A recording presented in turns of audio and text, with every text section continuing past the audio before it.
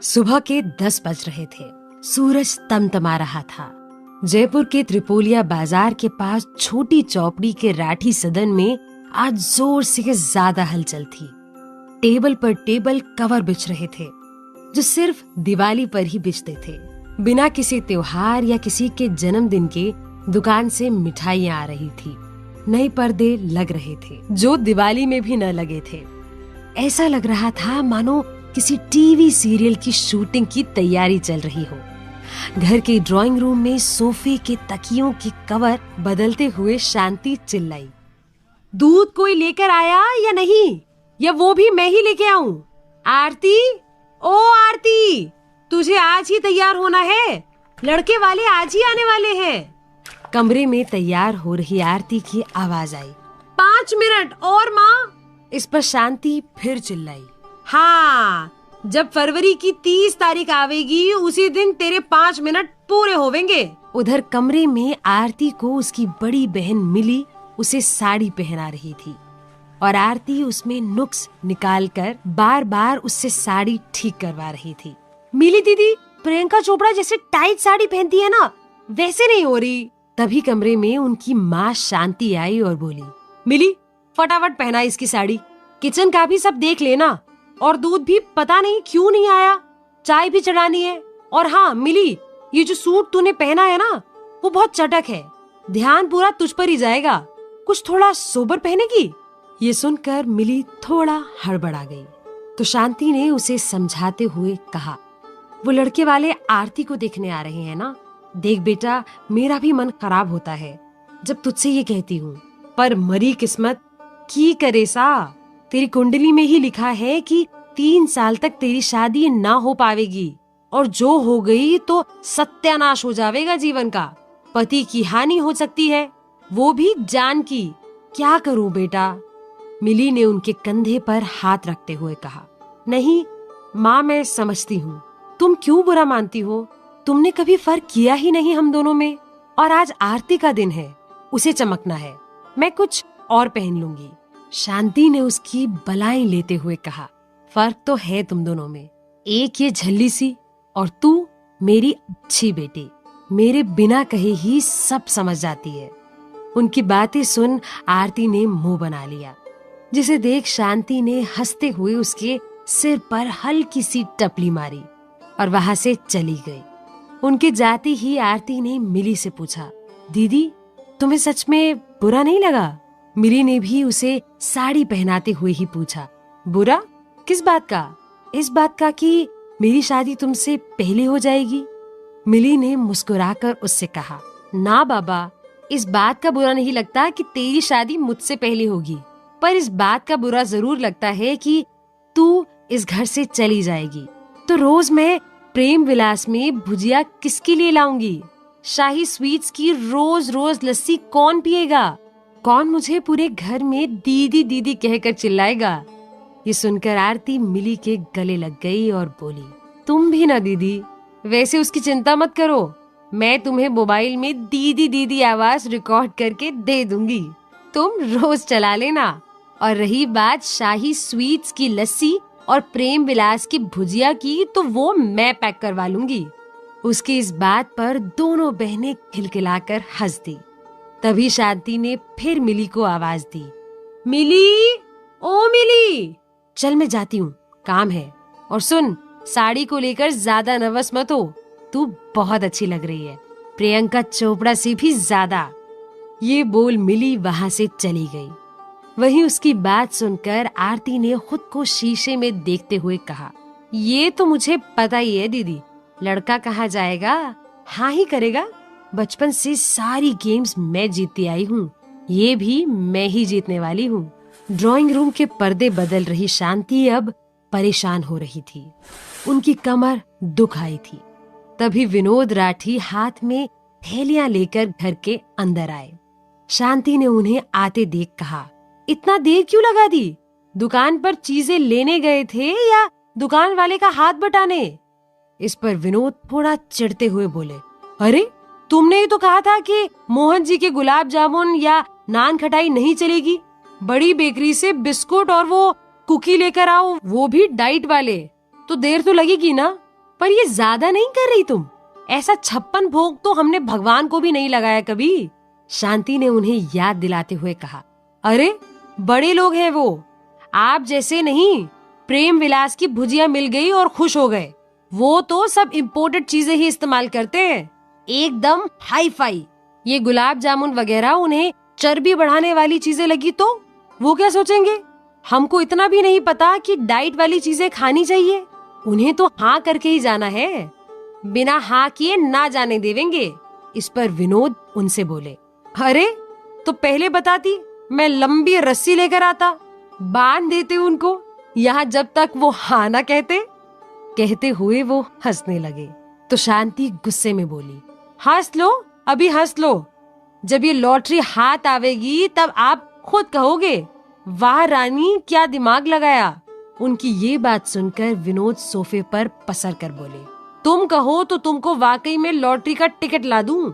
ये जो लड़का आने वाला है तुम्हारी बिटिया से शादी करने, इसको लॉटरी का खेल मत समझो। शांति उनकी बातें अनसुनी कर थैलियों में कुछ ढूंढने लगी, फिर बोली, दूध कहाँ है, लाना था क्या? विनोद के ये पूछने पर शांति उन पर बरस पड़ी। बड़ी बड़ी बातें करा लो, बैठे बैठे दर्शन शास्त्र पढ़वा दो, पर असलियत जिंदगी का कोई काम दे दो तो कर ही नहीं पाते। अब ये कुकी किसके साथ खिलाऊंगी, चाय तो चाहिए ना। ये सुन विनोद फिर खड़े होकर बोले, फिर मार्केट जाऊं मैं?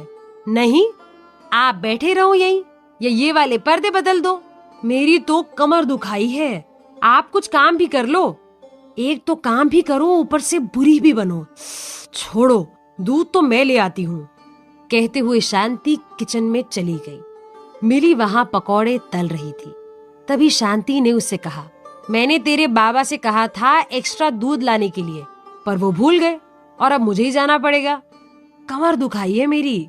सुन, पकौड़े थोड़े ज्यादा बना देना, रात को यही खाएंगे, मैं खाना नहीं बनाने वाली। तब मिली ने उनसे कहा, माँ तुम्हें बहुत दर्द हो रहा है तो मैं चली जाती हूँ दुकान। नहीं बेटा, तू कितना काम करेगी? इस पर मिली मुस्कुराने लगी। काम कहाँ किया मैंने? सुबह से क्या काम किया मैंने? बस 2 पकौड़े तो तले हैं मैंने। बताओ कितना लाऊं? 30 रुपए का काफी होगा? नहीं नहीं, 50 का ला, कुछ कम नहीं पड़ना चाहिए, ज्यादा भले ही हो जाए। वो जब जाने लगी तो शांति ने उसे पीछे से बुलाया, सुन मिली, देख तू बड़ी है, तू जब सामने जाएगी सब पूछेंगे कि तू कौन है, फिर हमें बताना पड़ेगा कि तू बड़ी बहन है। फिर ये सवाल आएगा कि जब बड़ी बहन बैठी है तो छोटी की शादी का रिश्ता क्यों? फिर तेरी कुंडली का भी बताना पड़ेगा। और आजकल तो लोग बड़े शकी हैं, कहीं वो आरती की कुंडली पर भी शक करने लगे तो हम ये कह देंगे कि तुम छोटी हो। नहीं, ऐसे झूठ बोलना भी, पर क्या करें? ये सब सुनकर मिली हिचकिचाकर बोली, नहीं माँ, मैं सामने ही नहीं आऊंगी, तो झूठ भी नहीं बोलना पड़ेगा। शांति फिर उसकी बलाइयां लेती हुई बोली, हाँ बेटा ये ठीक रहेगा, कितना सोचती है तू। भगवान करे तेरी दशा वशा सब खत्म हो जाए और तुझे भी हीरे जैसा लड़का मिले। मिली मुस्कुराकर वहां से चली गई। वो अपने घर के पास दुकान पर दूध लेने पहुंची तो दुकान पर बैठे भैया ने पूछा, बहन के लिए रिश्ता आ रहा है ना? मिली ने मुस्कुराकर गर्दन हाँ में हिलाई। भैया ने उससे पूछा, अच्छा है, बहन की तो हो जाए। तुम आज छोटू को पढ़ाने आओगी? छोटू वहीं बैठा मोबाइल में गेम खेल रहा था। नहीं भैया, आज नहीं आ पाऊंगी। ये सुनकर छोटू की बत्तीसी वाली स्माइल आ गई और वो धीरे से बोला, यस। ये देख मिली दबी हुई हंसी हंसी और बोली, पर कल क्लास होगी और टेस्ट भी होगा। टेस्ट का नाम सुनते ही छोटू का मुंह थोड़ा उतर गया। मिली घर जाते वक्त सड़क के किनारे बच्चों को खेलते हुए देख रही थी। उसे अपना और आरती का बचपन याद आ रहा था। कैसे हर बार उसके रूठने पे वो उसे मनाती थी, चाहे गलती आरती की ही क्यों न हो। जब वो लुका छुपी खेलते थे तो वो जानबूझकर हार जाती थी ताकि आरती जीते। बचपन में आरती अपना चॉकलेट फटाफट खा लेती और उसे उसके हिस्से का चॉकलेट खाते देख उदास होती तो वो अपने हिस्से का चॉकलेट उसे दे देती। जब कभी आरती खेलते हुए कुछ तोड़ देती तो माँ की डांट से उसे बचाने के लिए वो इल्जाम खुद पर ले लेती। कितने नाजों से पाला था आरती को। जब वो ससुराल जाएगी तो खुश तो रहेगी ना। उसे सब वहाँ ऐसे ही रखेंगे ना जैसे यहाँ पर रखते थे। कितने सारे ख्याल मिली के मन में चलने लगे। फिर खुद ही अपने सवालों का जवाब देते हुए खुद से बोली, अरे खुश रहेगी, क्यों नहीं रहेगी? हमारी आरती भी कम है क्या? कितनी अच्छी दिखती है, बात करने में तो लाजवाब है, जब मूड में हो खाना भी गजब बना लेती है। यूं ही खुद से कहते कहते वो घर पहुंची। शांति दरवाजे पर ही उसका इंतजार कर रही थी। उसके आते ही वो बोली, जल्दी कर बेटा, वो आने ही वाले हैं, फटाफट चाय चढ़ा दे। और सुन, शक्कर मत डालना चाय में, अलग से कटोरी में लेकर आना, क्या पता वो बड़े लोग बिना शक्कर की चाय पीते हो। मिली हाँ में सर हिलाकर किचन की तरफ चली गई। शांति ने उसे पीछे से आवाज देकर कहा, और सुन, सूट भी बदल देना अपना, कुछ सोबर सा पहन लेना। वैसे तो तू सामने आने वाली नहीं, पर फिर भी अगर कुछ गड़बड़ हो जाए तो। मिली ने उन्हें यकीन दिलाते हुए कहा, हाँ माँ, मैं सब कर लूंगी, आप चिंता मत करें। तभी सोफे पर बैठे ये सब सुन रहे विनोद बीच में बोले, क्यों नहीं आएगी ये सामने, क्यों मना कर रही हो उसको? शांति ने चिढ़कर उन्हें जवाब दिया, क्योंकि मैं दुश्मन हूँ ना इसकी। ये सुनकर मिली उन्हें टोकते हुए बोली, नहीं माँ, ऐसे मत बोलो, कोई दुश्मन नहीं है हमारा।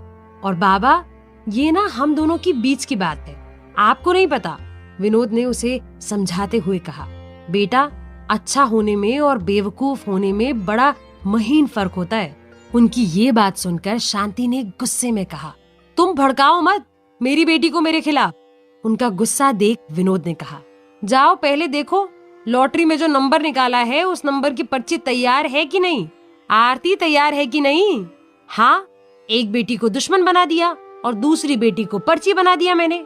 इतनी बुरी माँ हूं ना मैं तो, यही कहना चाहते हो ना आप? ओहो शांति देवी, कभी शांत भी तो रहो, अपना नाम सिद्ध भी तो करो कभी।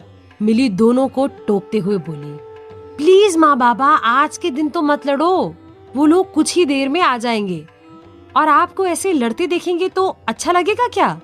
शांति ने शांत होते हुए कहा, तू सही कह रही है बेटा, तेरे बाबा की बातों में आ गई तो बातों में ही रह जाऊंगी, काम धाम कुछ न हो पाएगा। ये सुनकर मिली ने कहा, काम की चिंता मत करो माँ, मैं कर रही हूँ ना, अभी कपड़े बदल कर आती हूँ, फिर सीधा चाय बनाती हूँ, ठीक है?